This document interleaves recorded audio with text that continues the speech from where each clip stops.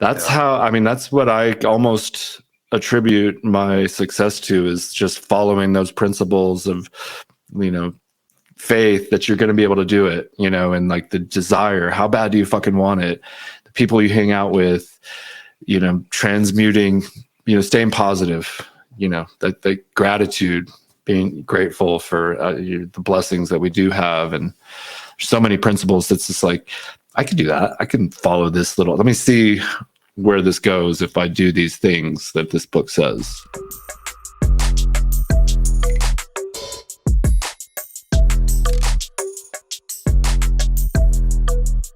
I appreciate you joining me again today, Javier. Thank you, Javier Garcia. How's life treating you? Life's good. Besides the fact that I haven't had a fight in a little while, everything's pretty. What's going on with that? So after my last fight, we've been taking fights back to back, pretty consistently, and my team and I just decided that we should take a couple months and just pick some stuff and get ourselves a lot better, because this is probably like our next opportunity to really get into the big show, Yeah. And I mean, with people like Cowboy Cerrone or whatever, people that want to fight like over and over, call me, I'll fight whoever, whenever. That's cool. And I love that attitude, but it can kind of catch up to you, right? It's like too much. Right. Yeah. You got to absolutely. Yeah. You make adjustments, and it's important to win, to learn from your wins too, because, I mean, I started with LFA last year, but before that I was kind of like a local club guy show, and I would fight like just the local guys. And so when I got an opportunity for LFA, I was just like so hyped, I'm like all in. I'll fight everybody. Yes. I mean, I'm glad I got the experience. I don't think I would have gotten as good as I did without fighting those guys, but it just is what it is, like the 2 fights that we've lost have been really, really close and at really high levels. Yeah.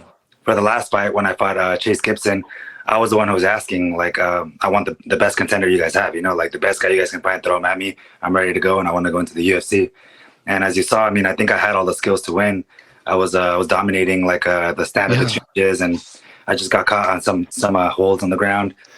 And that's specifically what we've been working on, is kind of, I've always been kind of like a finisher. I like to finish people and go out there and get the sub or the TKO or the KO.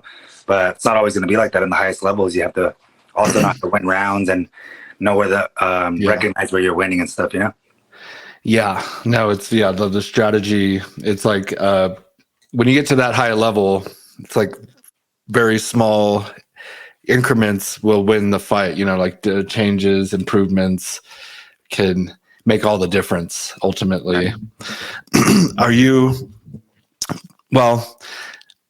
Can you tell your story about how you kind of got started a little bit in fighting? Yeah, with fighting, where you came from and everything. Yeah, I mean, my parents both born in Mexico. One of 6 kids. They're kind of like the middle child. And I guess where it really started was my older brother joined wrestling, and I would follow him a lot. I wasn't the most athletic kid at all, or I would be more of inside playing video games and very imaginative.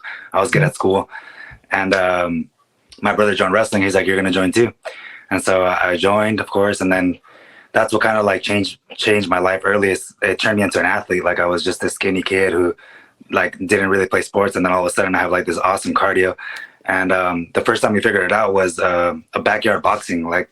It was me. I was always the youngest one out of my brother's friends. I would hang out with his friends. So I was an 8th grader, and I was there was some freshmen or sophomores, and they put me to box this guy that was kind of smaller. And he's my brother's age, and we were going back and I don't know how to box, obviously, but we were going back and forth. And after a little while, he started giving out, his cardio started giving out, and I started feeling him break, and I was like, oh shoot, I barely get started.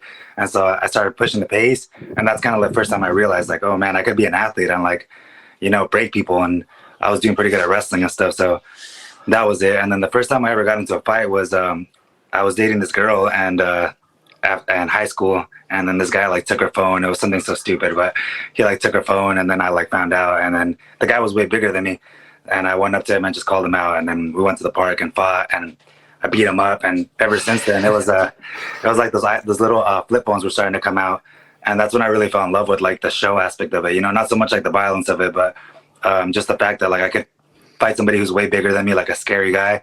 And then everybody recorded it, and they were like sending the videos out through text. And people were coming up to me and being like, "Oh, is that you that fought yesterday?" Like these people I didn't even know. And I just remember I really loved that attention. But I didn't know that's what I wanted to do, because it was so against my family. Like my family came from Mexico. Both my parents crossed here illegally, and then they got their citizenship through the amnesty. And so growing up, all I would hear was like, we brought you here to make a better life, and this is your guys' opportunity to do much better than your cousins ever did. All my cousins are pretty much in Mexico, so that was kind of like the thing growing up. And when I got into martial arts, it was through like wrestling. There was this guy who's doing amateur fights, and they wanted me to come in and help him with some wrestling, So I came in, and then we sparred, and I beat him up, I was like going at him. And then I was like, man, I love this, but there was no way I could go home and be like, hey, mom and dad, I'm going to be a fighter, They would freak out. So I kind of lied to them about it a lot. I would clean the gym and like get free sessions because I didn't have any money. And that's just how I started. And then from after like a few fights, even the first couple fights that I took, it was a problem with my parents. They were saying like, you can't fight. Like if you fight, we're going to kick you out of the house. And, that's not what you're going to do. And I was like, yeah, that's not what I'm going to do. It's just a hobby. And then eventually I was just like, man, you know what? I don't like anything as much as I like this. Like, I love this. Like, this is one thing that I really can dedicate myself to. Like, and I always thought that if I tried really hard at anything, I could pretty much do anything I wanted to, And I love that. This is one thing that I really feel like if I look back at my youth and like maybe like as an older man, sitting back looking, that I would be like, that's something that I would be proud that I dedicated a lot of time and energy, tried as hard as I could, That statement, like the dedication of time and energy towards a goal, is what fascinates me so much about fighters, because as I own a business and I've had many careers. I was in the Army, but like when you focus all your attention on one thing, and it's like there's nobody does it more than fighters, I think, because you're putting it all on the line, your health, your physical, everything, mental, because like your mental, spiritual, and physical self, you're putting it in there, and it's on the line, and your ego, your reputation, your whole, like, how do you, like, you won when you were winning these fights, then you were feeling like really good about that. I love that moment. I have all these pictures on like my vision board. I'm looking at Brandon Marino when he won the belt, and I have Tony Ferguson over there, and he's just like, and he just won. Like, that electricity is kind of, tell me about it.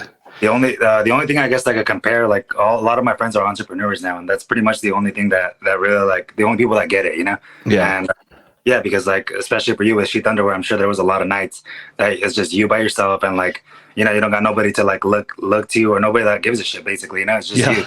And so that's really like something that resonates with me. Like most of my really good friends are entrepreneurs, and they're kind of like the ones that get it. They don't like a lot of people who see MMA as a job. Like I can't really like get along with them because they're like, oh, just skip a practice, or like, oh, it's just not that big of a deal. Like it is that big of a deal, everything matters.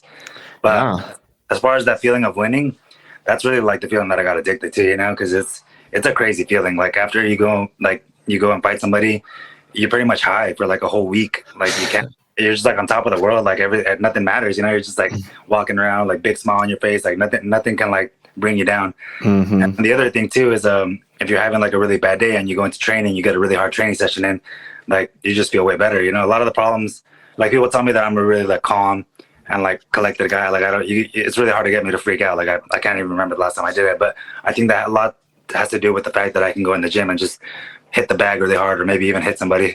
It really like it's a good stress reliever. How, that's so cool. I live in the mountain kind of region of Colorado, which it's like a lot of mountains, but it's a small city, and we don't have a gym where I can go and train like that. When I was in Colorado Springs, I was training at Victory MMA, and it was coached by this Gilbert Smith, who was in the UFC. He was on The Ultimate Fighter twice. Didn't win, but he's just that high level veteran. Yeah, exactly. And it was so fun to be able to go and train and then roll and hit the pads. And now I'm missing that. and I do freak out sometimes. I get like, stressed, but I know like Joe Rogan talks about how that super hard workout gets out like all the demons. Yeah, it's amazing how that happens. It's weird, but how often do you train? You know, like I pretty much train all day as long as it depends, like off camp and on camp. So off camp, I try to focus a lot on skill development, and I'll be like hitting pads, going to jiu-jitsu, different like open mats, and trying to like do competitions and stuff like that, like jiu-jitsu competitions. But during camp, it's pretty much about using the day as effectively as possible. So today I got sprints in the morning, then I go see my boxing coach for like 2 hours, and then I teach a class at like 6. Then I'm gonna have a mid session after, and then I'm gonna do some open mat rolling. So like usually at least like 4 hours. But as I get more into camp, like the more I can do. The better I'm eating and the more I rest, like the more I can do. But it's pretty much an all day thing. I mean, that's all I really do. So off camp, you don't bloat up like Patty Pimlet. I do, but just mine is more like strength training. Like I was lifting heavier and stuff, and like I mean I don't really enjoy fast food. I can't remember like last time I had McDonald's or anything like that. I do like Mexican food, like I'm Mexican, but so I'll eat like a lot of that stuff sometimes, but I get over it after a little while. And like the more that if I start gaining weight, like if I lose my abs and I start feeling like sluggish at the gym, I just feel like, man, this is like not me, So I mean, I used to blow up big time and get bigger and stuff, but over the last like year or two, I really haven't done it too much anymore. Like I'm pretty much like I'll eat more, but not too bad. Are you fighting at 135? I forget. 145. 145. Okay, flyweight. I was weighing around 170-ish, almost like 180. Right now I weigh like 160. Yeah, so 160? Yeah. Yeah, that's what I weigh.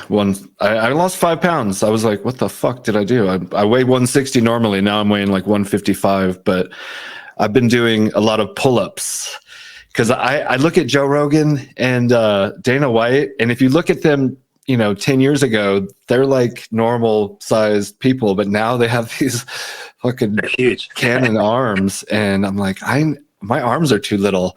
So yeah, I need to. So I've been just I do like this little jog, and it's like 20 minutes, but in the middle, there's a pull-up bar, and it's like 4 different bars in a square. And so I'll like pull myself up, and then I'll pull myself up to where I'm sitting on the bar, and just kind of like playing around and keeping it fun, so it's not so, I don't like just kind of like the routineness of lifting weights where it's just like doing reps. I want to, keep it fun. And that's what's also so cool about martial arts and jiu-jitsu in particular, which is kind of what I got started in. I quit the wrestling team after like 2 days. I was like, I just played basketball. I was like, I'm playing basketball. Wrestling is hard. Yeah, I always say this to people, but I think wrestling, like college wrestling and professional wrestling, is harder than MMA. And I know because I've done them both. Like I was wrestling at Mount Sac for a year after high school, and it's so demanding. It's crazy. And then I mean, like with MMA, you got the dream, You're like, one day I'll be the champion, and I'll like have like the glory, comfortable, like the glory, comfortable. But with wrestling, it's nothing. Like maybe you can get to the Olympics, and that's like 1 out of every like how many people, and you don't even get paid that much. I think it's you can make like maximum of $20,000 for like a whole career of like wrestling once you get to the Olympics, and that's it. You basically won once to the Olympics, maybe twice, and that's it. You're done. You have to like do seminars after that. So I think that aspect of it is harder. Yeah, I mean the weight cuts, it's the constant grinding, and everything was. I had no idea what I was in for. My dad was, he wrestled in high school, and I wish he would have like kind of told me, but I was just into basketball. I was just going to do an off-season sport, and I was like, yeah, let's go try wrestling. But it's not like something you just go try. You got to dedicate everything to that. And I don't necessarily regret it, like quitting. I hate, the fact that I quit, but I played basketball. And what's cool about these kind of the dedicating your life to something that where your parents might be like, what are you doing with your time? You should be like studying, focused. But I put all my energy every day, all day into basketball from like 12 to 16. And I was young, so I could have been smoking weed and doing like dumb shit. I was just playing basketball. But what they don't understand, and a lot of people don't understand, is that work ethic. When I quit playing basketball, it translated into all my other careers and now SHEATH. So I see a lot of fighters transitioning into entrepreneurs, and if you put that type of dedication that you did into your fighting, into your entrepreneurial venture, it's like you can't lose. Yeah, it's true. And especially if you build your name up, and like, so you're already kind of popular, and I love El Mariachi, and I love how you come out and you're in the mariachi suit. Yeah. I've been borrowing different ones from like friends from back in the day, because all my friends still play. It was something I did growing up, mariachi. Oh, wow. I would play all the time, and it was a cool like gig when I was younger. I was maybe like 12 years old when I started, and me and my brothers were all in a mariachi group, but we had like we had an all kids mariachi, so everybody was like under 18, and that was like our big draw. It was like these kids playing, and it was quite a sight. We were pretty good. And so yeah, that's I have like a lot of friends from my childhood that still play mariachi. It's like they'll pay us like $50 an hour or something as kids. Wow. And so it was like not bad, So I'll hit up those guys and be like, hey, let me borrow a suit, I'm gonna go fight. And then they're like, all right, they'll let me borrow one. And it's been pretty cool. Yeah, it's usually older gentlemen coming up to the table at the restaurant, or my aunt and uncle had a band, a mariachi band, play at the wedding, and it's just it's good energy, it's fun, it's elevates the mood of whatever you're doing. And then you bring that into the ring, and or your walkout. I like a little bit of showmanship. I like Israel Adesanya and Colby Covington, Conor McGregor. They create a more hype around the fight. Yeah, when I first started getting into fighting, it wasn't like that. Like Conor McGregor's pretty much the one who changed it. I made it like a thing where you can become rich from fighting. But when I started fighting and everything, it was just because I wanted to be the best in the world. Like I didn't ever think that it was going to be like that. So I'm super glad that those guys did that, and I see like where the difference comes in. Like everybody wants to see Conor McGregor fight. Why is that? It's because he's so entertaining. Like it's show business. It's not just the fight business. Exactly. Yeah. And some people don't like that. They want the purists. They want to have it's just all about the fight. And I understand where they're coming from, but I think it's because they don't have that showmanship in them, and so they're like hating on the showman. But you got you got to have a little charisma and like do something to set yourself apart aside from winning. You got to, and that'll, I guess you can just do that because like Kamaru Usman, not that much of a showman, but he's the champ, and what are you going to do? Yeah, can't deny that. You can totally tell that Dana White is not his favorite, Kamaru's not his favorite and stuff. And so, you don't ever want to be like on that in the company, like where they don't really like you because it's Dana White. He's got a lot of power, Yeah. You got to play the game. But I think one reason I guess I could advocate for the other side would be that a lot of coaches tell the fighters not to like get lost in the sauce, So True. like you gotta remember what it is.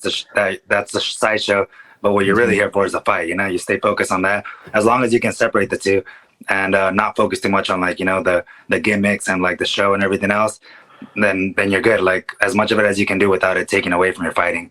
Exactly.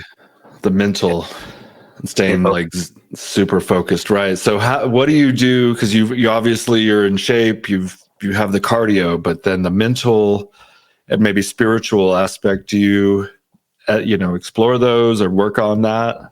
And definitely. I think my mentality's changed a lot going into the fights. Like even the way I approach them.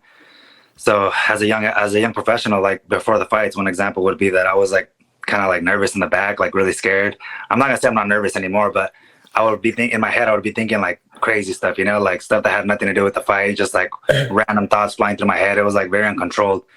And it was like I think what helps me a lot is the training and like the going through mental reps of it. Like I'll meditate a lot and try to picture the fight, how it's going to go. Beautiful. So the last couple of fights, I've just been in the back, like really calm. Like, I know what's going to happen right now. I'm going to go out there and I'm going to have a fight, like a hard fight. And I don't care. I'm ready for it. Like one big thing was accepting like that you might get hurt, like you might get hurt in the fight. And if you're not ready to like go in there and take some damage and really like have like a serious war, Like you got to be ready to die when you go in there, you know. So once I got that down, it became a lot easier, and it was a hard thing to do, honestly, because nobody wants to feel like that. Yeah. When you're fighting at a high level, it might happen, you know. I mean, I hear about guys that can like they're in the back taking a nap, before the fight. Yeah. If I could, that's probably almost like where you want to be. You're so relaxed. You're just like, but then you want to have those nerves, because if you're not scared, you might not fight your hardest. So I guess there's different. Yeah, balance. Everything in martial arts is a balance, honestly. With the training too, like if you overtrain, like a few days ago, I went way too hard and I was so overtrained. I was like at practice and doing like a round of mitts, and my coach was like, "What's wrong with you? Like you're in the best shape ever. Like why are you tired right now?" And I was like, "I don't know, coach. I just feel like crap, Yeah. And then he just basically told me like you got to go home, do some cryotherapy, and then rest the whole day. And I did it, and then I came back and I feel way better. So anything like that, Too much training is bad. Too much anything is bad. Like if you're not well rounded and balanced and like okay with who you are and know yourself really well, like then you're gonna get exposed, Yeah. So you're doing the cryo? You do the cryotherapy? Yeah, I'm looking for like a sponsor and stuff. But right now I've just been going to like different spots and checking them out. And yeah, I mean I like the cryotherapy a lot. It helps. As opposed to getting in an ice bath, which one would you prefer? I prefer cryo because it's easier. It is easier, isn't it? I was thinking about doing like the ice bath. I mean, I had one scheduled last week, and then we just didn't end up doing it. But I mean, I'm gonna do one for sure. I can do the ice bath. It just takes a lot of like mental, Yeah, it's mental training more than anything, right? Yeah. I have one out here in my front yard, and and I live in Colorado, and it'll snow. And last year or earlier this year, I was like breaking the ice on the top, and then I would get in, and that's great. It's really good. It definitely, it's kind of like a drug in and of itself afterwards, right. Like a little cocaina or something. You use that really positive endorphins and everything, but getting in is the hard part, and staying in, but both of them really, like the getting in and then staying in, you're just like, fuck this shit. Yeah. This is bullshit. But cryo, it's like 3 minutes. It's weird. You kind of like, it's over before you know it. Kind of. Mm-hmm. Yeah, here's the biggest reason why it doesn't feel as cold, because I heard it's colder than the ice bath, but the reason why is because the water doesn't seep into like your pores. So that's where like you get all like your nerves and stuff are like inside your skin. And that's why like it feels so cold in that, where like the cryotherapy doesn't feel as cold. Yeah. But you get the same benefit, I guess, or better. Yeah. I'm not sure. Yeah, I've heard some people do the ice bath. If it's too cold, it might like shock your body and like not be as good for you. But I think it had to be pretty cold for that, Yeah.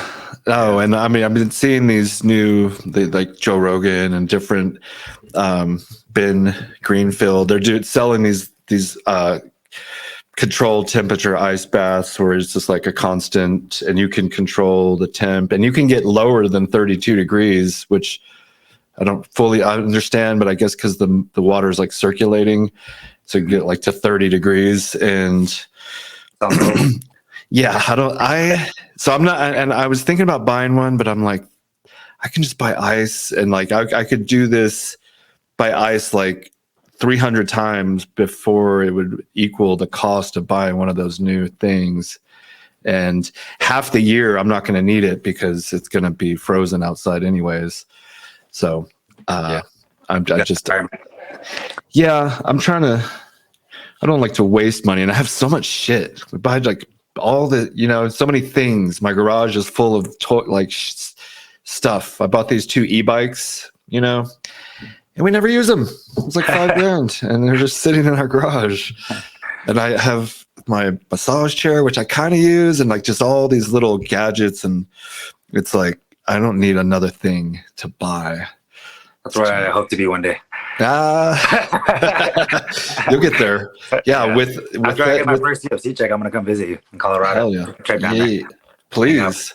Yeah. I want to do that, honestly. Like I'm 30 now. I just turned 30 like a few weeks ago, but I haven't really done too much traveling, besides from the fighting. And so that's definitely something that I want to do once I get into the UFC and have a little bit of money, is take some travel fights, go fight in different spots and just go visit and hang out, Yeah. We have this I'm going to take a friend, and I've taken quite a few people, but there's it's called the Manitou Springs Incline, and it's like 2,700 steps up the mountain. Mm. It's probably not something you want to do on your vacation, but it's cool to just accomplish, and then you're at the top of the mountain, and people do it like all the time. Our special forces train there, like not all the time, but then the firefighters will go up in their gear. I've seen a dude with no legs crawling up that shit, and I've seen like, so when I saw that guy, I was like, no excuses, that's hardcore. And I like, what, so I was going to ask you about like what kind of inspires you to keep, how do you stay motivated and not stay motivated? Let's see. Well, I mean, the biggest thing is just the goal. I've always had like the goal is like I want to be the best fighter in the world. I know I can do it, and I think I have a lot of those things that you can't really teach. Like I don't care. Like I could take a really good hit, like really good one, and I don't like to. Like I try not to. Even in sparring and stuff, I like really try to be defensive. But yeah, I could take a really good hit. I have like amazing cardio. They say like I have a third lung. Nice. And then just have like I always say, like if there's one talent I guess that God blessed me with, it's the fact that I'm down, like I'm super game. Like there'll be like the scary guy across the cage from me, and everybody's like, "What are you doing?" And I'm like pumped about it. Like I want to fight that guy. Like I know I can beat him. And so I mean that's the one talent that I got. And besides that, it's all about just developing skill. Developing skill and I got into this game pretty late. I started training when I was like 18. And so, I mean, I had a lot of catching up to do. I wasn't like an athlete kid. And I mean. But what about wrestling? Where you did that in high school, right? Yeah. So I started just a little bit of wrestling, but it was just high school. Like even in wrestling, a lot of the guys started like really young, like at 12, 13 years old. But I got into my freshman year. So it was just like even for wrestling is a little bit of a late start. And, I mean, I've heard of people like starting like Francis Ngannou or whatever, like into their 20s, but he's a freak and that doesn't really count. But and the heavyweight. yeah. I mean, then you hear about the guys like, Sage Northcutt, he started when he was like a baby probably. And he's amazing. I feel like they fucked him over a little bit. Yeah. Technically he's amazing. Yeah. But I mean, there's one thing about like fighters that you can kind of smell it when somebody is like, when someone's breakable or someone's like, and I remember looking at the guy and being like, I don't know. Like, I think he's breakable. I think like you can make him quit for sure. Yeah. And I mean, nothing against him. I don't know the guy or anything, but just from what I saw, And I definitely do think that they screwed him over. Maybe that has a little bit to do with his management, letting him take those fights. Exactly. Like when he went too soon. Yeah, when he went to one and he faced that Alexander Cosmo guy, that ruined him. That monster. Yeah, I heard that guy was so like he was like a journeyman, and he just like took it out on Sage, just like beat him up. I think it was like a Muay Thai world champion, Muay Thai world champion or something like that, and he just cracked him like as hard as he could. It was crazy. Yeah. And I was gonna say something about he was like too good looking and ripped and like shredded, too perfect. Something's wrong. Can't be so pretty. Yeah, that's too. You can't have the whole package. But he was. I mean, they were feeding. They were like feeding him to the sharks, even in the UFC. Whereas now you have Sugar Sean O'Malley, and he's like opposite. Yeah, exactly. He's not fighting anyone, but he did fight Cheeto. And he got cracked. Cheeto got him. Yeah, that was nasty. I didn't feel bad. I love Cheeto. Cheeto's the shit. He's like cool. I like that guy. He's part of my team too, Iridium. Oh, yes. Kind of the same company. But shout out to Iridium and Jacob and Jason. Yeah, love them. They've been really good to us and sponsoring all the fighters and the different organizations. And Cheeto, we've tried to sponsor him. There was like a conflict with VA. What is that VA? The Ruka? Well, that's his gym, right? Or I think the brand is called Ruka, though, the VA. Oh, is it? Okay, not sure. Let's see. No, I think you might. Yeah, that does sound right. I was always wondering what that was. Like, he lives in, I guess, Costa Mesa, California, which I used to live there. Where do you live? I live in Pomona, California, but it's pretty close to there, like 30 minutes from. Oh, okay. Okay, Yeah. see, I didn't know that. Yeah, he's local. And yeah, I lived in Huntington Beach, Garden Grove, Tustin, and the Orange County area. I went to college in Costa Mesa. So when I heard there, him and Bisping, they're all like there, and Luke Rockhold and whatever. But my coach Eric Paulson goes over there to Ruka like a couple times a week, and he like trains with those guys. Yeah. You should go maybe, because that, right? yeah, I mean, just to get that, that next level training and make sure you like, what are they doing differently? And when I heard Cheeto on, I think Rogan and just on a couple other podcasts, and his discipline is, like very tight.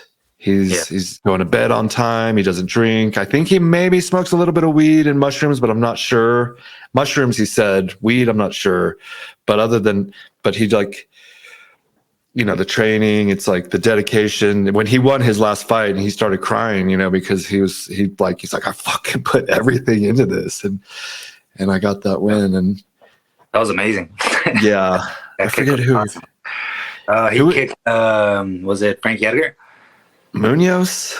Was there Pedro Munoz? I don't remember. But I don't think it was. I feel like I would remember if it was. I think Pedro Munoz was Sean O'Malley, but I think he might have done that front kick, the up kick to Frank Edgar.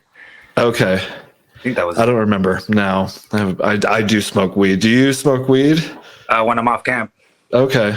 I partake sometimes.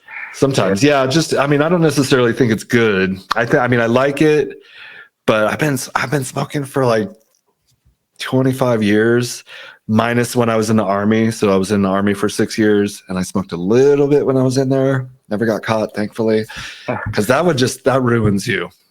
Yeah, I hated that. I hated that part of the Army, is that the drug test, but it was good for me, and that kind of like developed me into a man. Whereas before I was just a boy and stupid, and so I think, sports, fighting, the military can help you just like become, like show you what you're made of, and like develop confidence, which was another thing with fighting. That was I actually had my first kind of like role when I was like 20 at my house in my living room. My boy comes over and he had learned a couple of things, and he was like 6'3" and I'm like 5'8", but he was just, it was, the workout was so like, I was so drained afterwards. You're just like dead. But then walking down the street, and this is after a few sessions, I guess, but you just feel like this a little bit more confident, Yeah, I know exactly what you mean. It's one of the things that martial arts gives you, is like a lot of confidence, because you're walking around with like these weapons, and that nobody knows about. But also like for me, I used to get into a lot of street fights, right, when I was younger, and there used to be a bunch of videos of me on YouTube. It was like a thing. I was kind of like a street fighter guy. Okay. And I would have people record them and put them up online, and eventually I had them all take them down, because I was trying to become a cop for a little bit. And it's not good, but but there's one up there though. I'll send you the link after. Like it's pretty funny, but it's like under a code name. But yeah, so I would fight people on the street all the time for no reason, just like anybody who was bigger than me, pretty much, and like a gangster type guy, and like a bully in the school. I would just go right up to him in front of everybody and call him out, and then fight, and then ever since I started training actually MMA and took like a fight, like it never happens anymore. And I've had guys like at the bar come up to me and try to like fight me, and there's this thing that happens because I have like this ear, and I guess I kind of like looked up and stuff, but like I'm not big or anything, so I don't look like too intimidating, but there's something about me, I guess it just looks like a fighter. And so sometimes there'll be a guy who's drunk, and it's a pattern that happens so much that I can recognize now. He'll be across the bar, and he'll just first like be looking at me all weird and like drinking, and he's always drinking, and then like eventually he'll just get brave enough and he'll just come up to me and say some crazy stuff, like try to fight me, and I'm like, dude, why? Like, the insecurity of like oh, that guy, why, like, I guess I rubbed him the wrong way or something, because I'm just sitting there all like calm, confident. Confidently. They don't like that. But I used to get into a lot of fights when I was younger, like just middle school, high school, playing basketball, fucking talking shit. The bigger kid would just kind of fuck with you, and I'd be like, "All right, bitch, you want some?"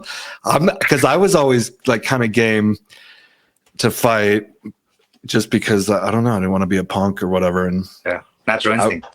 I was just like, I'm not fucking. Let's go, bitch. I was the middle child too. That's so what I have it is. Middle child. Yeah, I heard that a lot of the fighters are middle child, and I think it comes from like your older brother beating you up.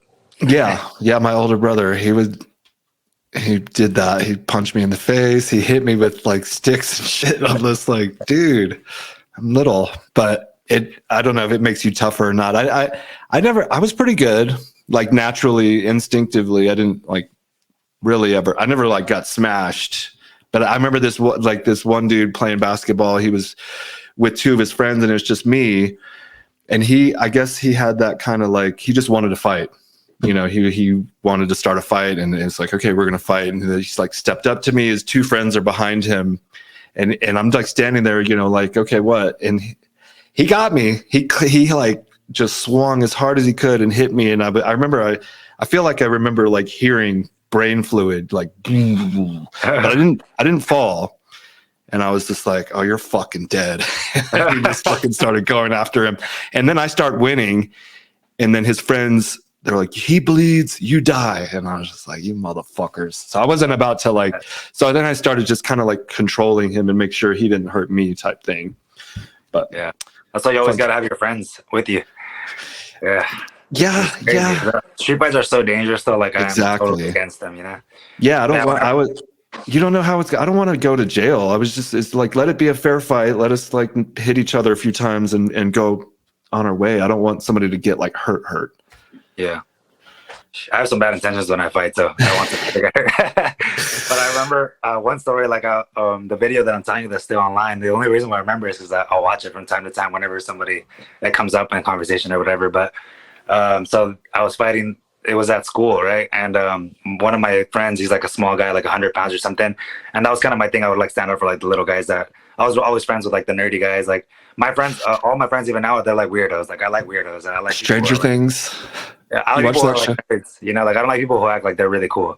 Because like I like people who are genuine and like are really into something. You know, if somebody's really into something, like I like them. You know, it's like I like the passion. But so there was there's a friend, and I won't say his name, but he's like a little guy, and this other guy is like a cholo type dude, and he's a big dude, and he's like talking shit to him. And so I saw it at the corner of my eye, and I walked over there, and I was like, "Hey, man, don't let him talk to you like that. Like, freaking call him a bitch. I got your back." And then so like he like said it, and then the guy's like, "Man, what's up with you?" And I was like, "All right, let's fight. Let's do it." And we went to the park after school, because that was my biggest thing is I was scared of my mom and my parents. Like I grew up in a very, very strict household, like straight A's.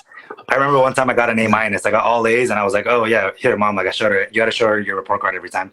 And I had one A-, and I didn't think anything of it. And she was pissed about it. She's like, "What is that?" And I was like, "What do you mean?" And she's like, "That A-, that's like almost a B." And I was like, "What the fuck? I can't win around here, you know? Like that's crazy." Yeah, so she was like that. So I was more scared of her. So I would make sure to fight after school. I never got caught. I never got in trouble for it. But yeah, so we went after school, and the whole thing was like he's gonna bring his gang, you know, like his friends and stuff. And so I called my older brother and a couple of his friends just to like have some backup. And then we showed up, and then sure enough, like we could start fighting, and I knocked him out. And then I was pretty mad at him though, because he was like punking my friend. So after I dropped him, I like kneed him as he was going down. I kneed him in the face, and then it got really like crazy. Like everyone swarmed in. His like friends started trying to like jump, and then my like brother's friends jumped in, but also like the whole entire school. Like everybody jumped in, and it was like 100 versus like 5 or something like that. It was crazy, like the craziest thing. And I like all these random people that I barely know. They're like, I mean, I was nice to everybody, but I didn't expect them to have my back like that. But they did have your back. Okay, good. I wasn't sure what side they were on there for a second. Oh yeah, because these guys were like back. They were like cholos, you know, like gangster kind of guys. And then I was just like a regular guy, and so I guess they were on my side because they were more like me than them, you know. Yeah. So, it was crazy. Like they got beat up like really hard. Like it was like 100 versus like 10 or something. And whoa! They're like, don't mess with Javi, you know. The people's got his back. It was a cool feeling. Wow, that would have been cool to have like a drone up above videotaping that whole, you know. There is a video of it, but it's like old school. Like, that's what you were saying. Yeah. Okay. Ooh, interesting. That reminds me of like not Jorge Masvidal, but like the backyard fighting. Is that you kind of did that? Did you kind of do that? Well, he bit? did it more like for money, you know. It was like a thing Yeah. for money and stuff. And for me, it was more just like street beefs, you know. Like Yeah. I would be out and about and just try to like find, or like at school find like the guys. I would almost set up fights, you know. I remember one time. I remember one time I got like in 5 fights in 1 week, and it's like, how do you do that? You know, I was looking for them. Like I was just calling out people, and a lot of it was insecurity, honestly. Like I knew I was tough, and I knew I wanted to fight and everything, but I knew that I wasn't that good. You know, You wanted to prove yourself. yeah, I wanted to prove a little myself bit. to these bigger guys, and yeah, I mean, it was a dumb idea, but luckily I never got hurt. Yeah. Yeah, Yeah. that's I never really got too hurt. And I think fighting is healthy. You know, everybody's like worried about fucking like saying the wrong word, you're gonna offend somebody or this or that, but like let them fight it out, and then they'll probably gain some respect for each other. A lot of times the people I fought, I mean, in my case, it was like we were friends afterwards. I was like, not all the time. Almost every time for me. I mean, if not, we'll fight again. Yeah, exactly. I mean, I'm thinking of one in particular where I don't think we became friends, but most of the time, yeah. Well, a couple of times actually. But anyways, there was one in particular. It was Derek Lowe. I should call him out. Yeah, I mean, because we're still friends. He was like a bigger black dude, like a little bit bigger, and he was trying to punk me, and so we fought, and then I guess he gained some respect from me, and I gained. I don't know. I just felt like we earned each other's respect at the end of it, and we're friends on Facebook. He's bought SHEATH. He's like 30, 40 years later. I'm 44. I guess it was like 30 years later, but because we were like 15 or anyways. I think it's healthy. Like people like don't fight and like, but no, do fight. Like let them fight. Just don't bring out like weapons. Maybe. Yeah, that's when it gets really like sketchy. When there's weapons or when people are getting jumped. But I mean, for me, I just try to keep my karma real clean. Like I've never jumped anybody. I've never taken a weapon to anybody. And yeah, like it's always been fair fights for me. I don't expect it to go the other way. Obviously I wouldn't expect that from them, but I also just try to cover my bases. And now I don't fight anymore. It's been like I only fight for money. What do you think about Jorge? I haven't seen any footage, but I heard he like sucker punched Colby from behind, and I'm not sure. Yeah, I think it was through the when he was on the Nelk Boys podcast, right? Yeah. And then they went out to dinner after, and somebody tipped Jorge off where he was. And I mean, you can't expect somebody like that to not do that. Like he has proven time and time again that he's that guy. Like he's gonna like if he says if you guys got beef, that you have beef. Like it doesn't matter where it's at. When he sees you, it's on site. But I mean, I think Colby should have he did what he had to do, I guess. Like he stuck to his character and he promoted. But I mean, it comes with the consequences, Yeah, exactly. Like, don't start no shit, won't be no shit type thing. Yeah. But that mouth, it's gonna rub people the wrong way, and you gotta kind of like expect something like this. He took it too far too. He brought in his ex-wife and his kids. Yeah, kids. Like, come on. Yeah, he's I like him. Whatever, he's cool. Like I like that because it makes it more exciting to watch the fights and stuff. Yeah, but cool. Yeah, I wouldn't necessarily want to be on the receiving end, and I don't know how I would respond. I might take it to heart and then, bitch, this ain't about the octagon anymore, Yeah, for sure. I might do that too, honestly. Like I don't know how I would be able to how I would handle that, but I think one of the biggest things about Colby that I like is like his nicknames that he makes for people. They're very clever, his nicknames. Oh, I know. Yeah, like a new one for everybody. It's awesome. Yeah, I get a good kick out of those. He's doing well. We tried to sponsor him. We tried to sponsor Jorge. Jorge was $40,000 a month. $40,000 is what they wanted just to do like a couple posts on Instagram. And I was like, you guys are losing your minds. And I mean, no offense, I forget the agency he works with. They always text me Malky, and it's like two Malkys. And anyways, but I felt like I don't want to get involved with these dudes because what if I couldn't pay? And I was never like, we were never going to do 40,000 a month, but we were trying to just get it down to something very reasonable. And we actually did negotiate it down significantly. I still didn't do it because I was like, well, what if I can't pay? These motherfuckers are going to come after me and shit. I got you back. All right, good. Well, I will tell them that. What is that first? They won't come to Colorado. It's too far for them. Yeah. And out of sight, out of mind. He's out in Miami. That whole scene seems sketchy. I felt like they're doing coke and they're going to be like coming up with these crazy ideas. And because I've done coke, and like you come up with an idea and it sounds like a good idea, and they're usually not. Yeah. We're going to start this business. A what? You said it's usually like a cokehead idea. Yeah, exactly. Not let's get some hookers and we'll be pimps. That's like, you're out of your mind. Okay, but yeah, we nixed that deal, and I'm kind of glad we didn't do it, just because. Real quick, I mean, we were sponsoring fucking Brandon Marino for significantly less, and it's hard to get like the value out of. You gotta, like, the fighters. This is me as a businessman.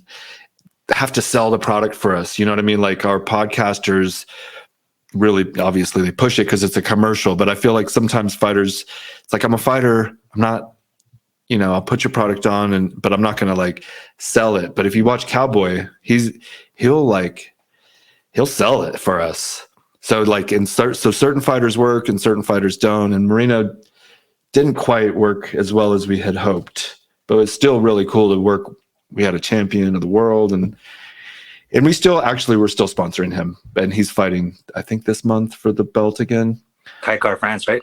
Yeah, Kaikar France. What do you think about that? It's gonna be good. Oh, I can't wait. I like Kaikar France striking style a lot. It's like really, really advanced and like technical. Yeah. And then obviously Brandon Moreno's like a really tough dude. He can take a fucking punch. But also his ground game is like really good. He's got like those body triangles and those rear naked chokes. Yeah. He's also sponsored by Iridium, right?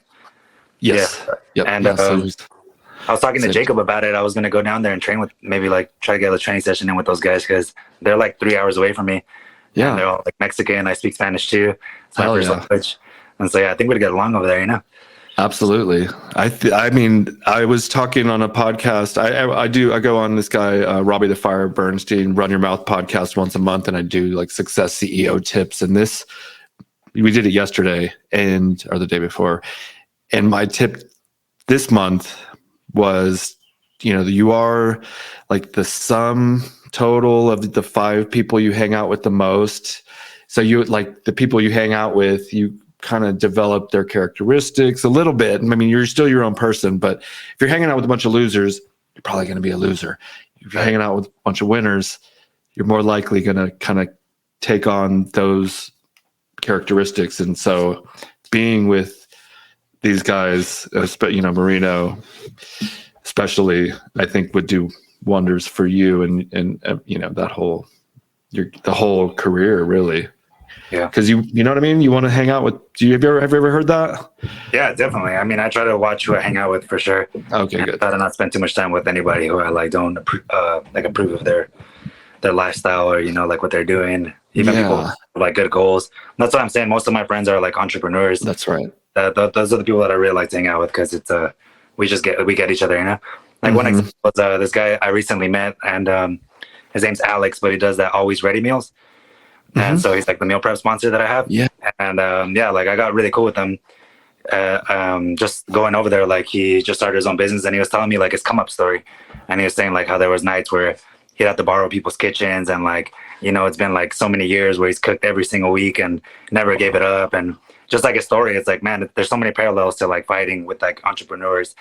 And so, like, those are the people that I really like to spend my time with. Yeah, and that's what I love about fighters. If you like, most of our podcasts are fighters, but other entrepreneurs, usually somebody doing something, kicking ass in some sort of way in life. And most of my friends are business owners, because it's just, like, I read these books, like Think and Grow Rich. I always kind of mentioned that. I read it. Really? I got it. I read it. It's pretty good. Yeah. I mean, it's got it all in there. It's old. It's weird that it's old and it's still like relevant. Yeah. Yes, so relevant.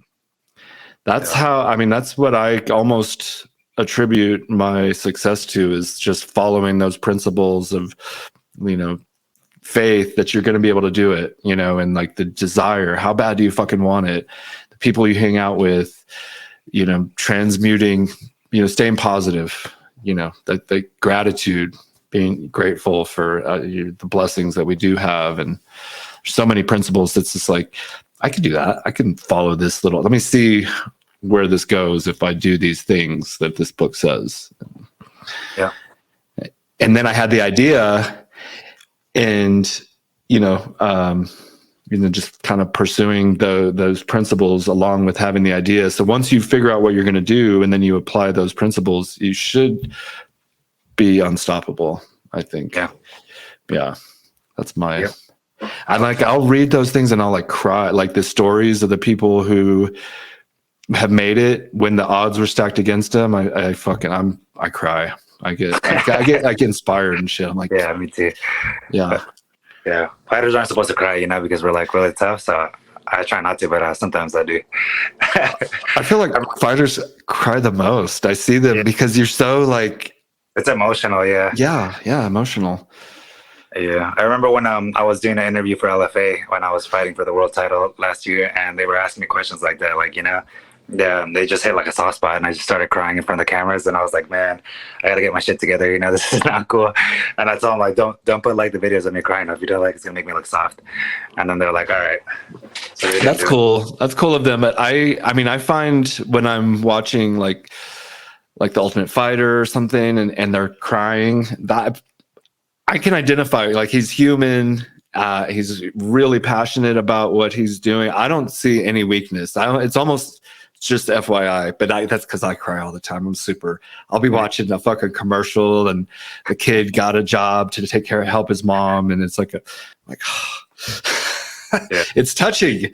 And so, and like, I even sometimes I like tell my own story. Sometimes I'm like, whoa, like I just didn't quit when everything was saying, you know, like, don't do this, you're not going to make it. And, I always just had faith and believed that it was going to work out. And then you see, you know, that it did work out, and you're like, sometimes I'll get caught up in my own story, which is kind of crazy, but most of the time not. It's like some stupid movie scene where a romantic, I don't fucking know, or a kid and a dad and his daughter. I have a daughter, and I'll see like some kind of scene where they're really close, and it makes me think of her, and I'll cry. Do you have kids? No, I don't have any kids. Yeah, I don't have any kids. I've been kind of like, I've seen some of the other fighters who have kids, and it like really takes a lot away from them, you know? Oh yeah. Because once you have a kid, it's not really about you anymore. And like, one of the things is that once you have a kid, you're never having any like free time, really. You know, you could always be doing something for them. Yeah. And so for right now, like, if I am ever sitting around more than like a few hours, I'm like, man, start to feel like a piece of shit or something, you know, like I gotta go work out, I gotta go do something. So it's always about me. And I think that just also another thing is I wouldn't want to, like, the way I dedicate my life to fight camps, I wouldn't want my kid to like be missing his dad, you know, and like, his dad's too tired when he comes home to play with me or whatever. So yeah, I think I mean, I definitely want to have kids and a family one day, but I don't think while I'm fighting so like seriously, you know. I think that's a great idea. And a lot of the younger generation, like, they're just not having kids. They're like way smarter. My generation is like, you fucking have a kid when you're a kid because you're a fucking idiot. And now there's so much information. It's like, you know, that it's going to not wreck your life, but kind of wreck your life. Financially, especially. So many ways. Yeah. So many ways. You know, the baby mama drama. She's fucking like, you're a piece of shit. You're not a real man. Like, I got to go fight tomorrow, bitch. The fuck are you doing? Yeah. You don't take care of your son, or what, you know, who knows? Like, there's so many, like, so the mental, it can just fuck with you, and having like relationship issues. And not that we're talking about that, but that's like another aspect of fighting where you got to have your shit in line, right? So that you can focus on the fight. Yeah. Yeah, you can't have any kind of stressors or anything like that's taking away your attention too much Yeah. because it'll show in the fight. Especially at that high level, like people are so good at exposing mistakes. Like any Exactly. little thing, it's just that's what they're gonna attack. Right. And that might be like where Colby and Connor would like get into people's heads before the fight even started, and like they already won. You're too caught. You can't be thinking, right? Am I right? Like when you're fighting, there's no thinking. No, yeah, it's gotta be instinct. You gotta be in there, really present in the moment. I would say. Everything. That's what I was saying about the gimmicks and like the the after parties and stuff like that. Like if you're thinking about that, like in that moment, like it's not gonna be good. You have to be 100% focused in that moment right there. It's harder. It's a lot harder to do than some people would imagine. Yeah.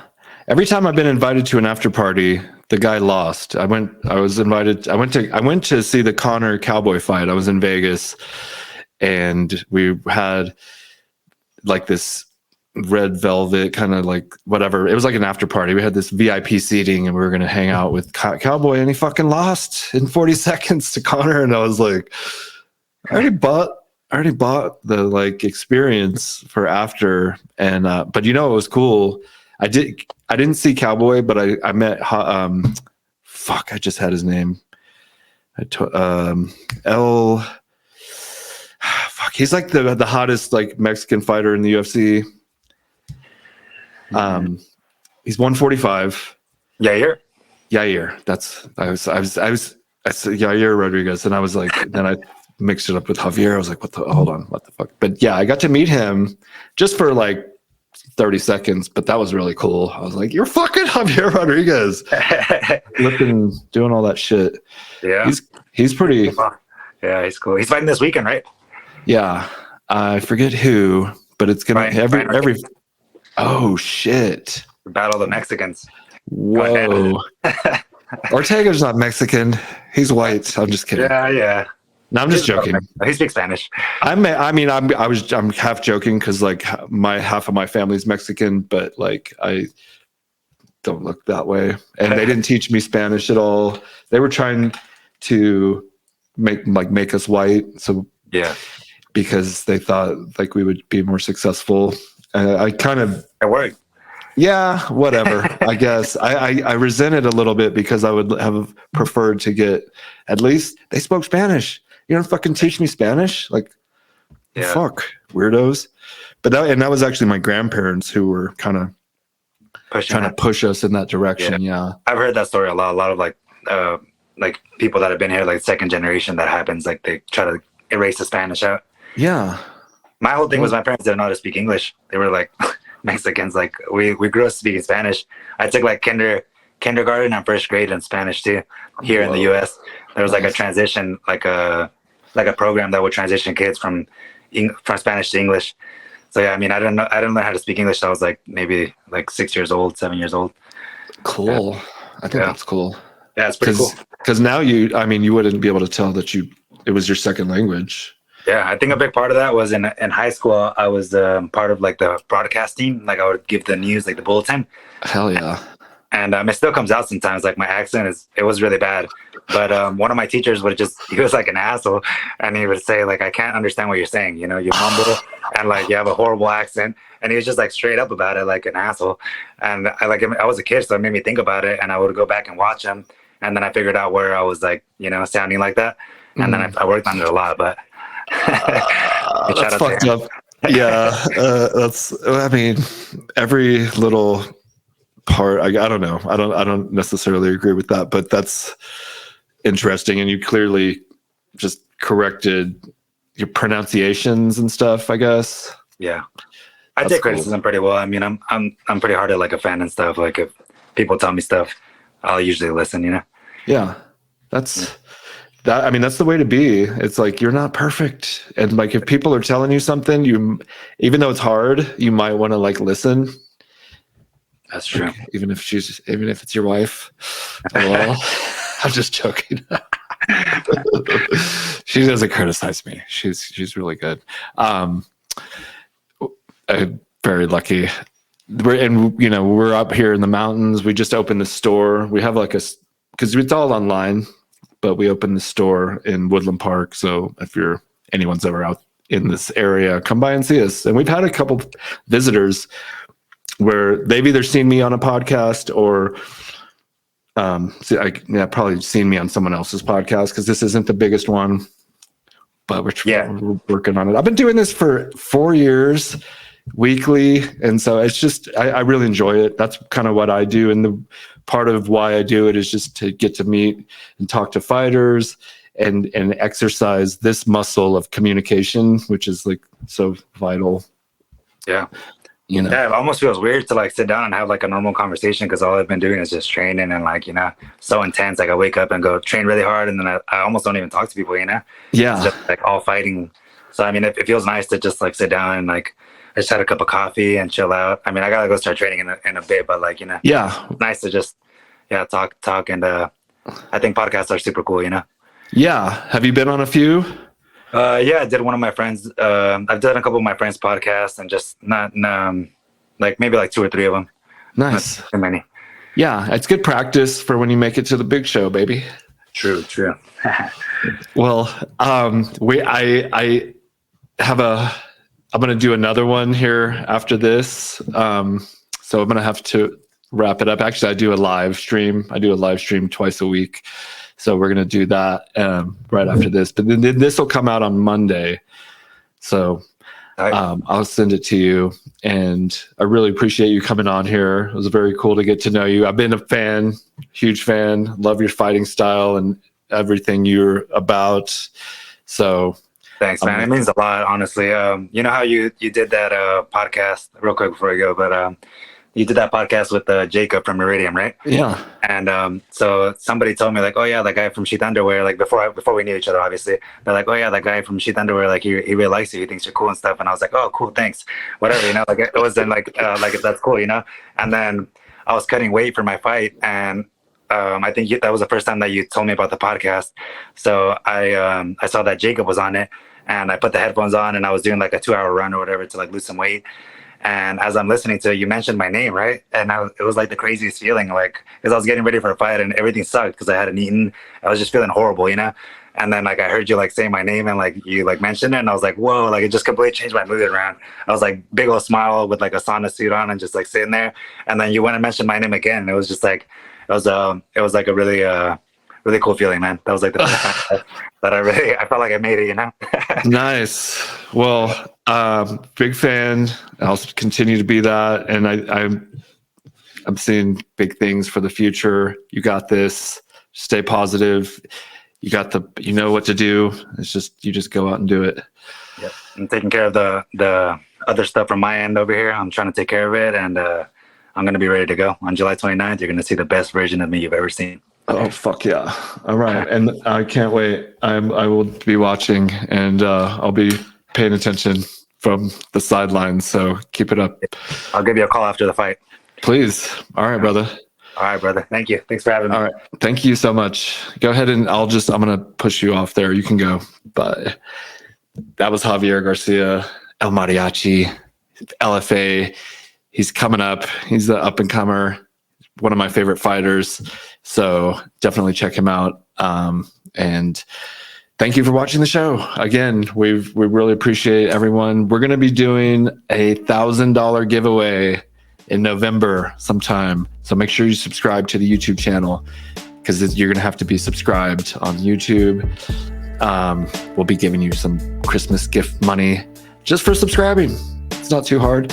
Make sure you subscribe to the SHEATH channel as well. But that's just, here we go. I got to go I'm going to go live, but you guys, I will have already gone live by the time you see this. But thank you again for coming, supporting the show, supporting Javier. He's a great person, obviously, great story. And really, I hope he, becomes a UFC champion one day. I think he can do it. So if anybody can do it, he can do it. All right. Peace.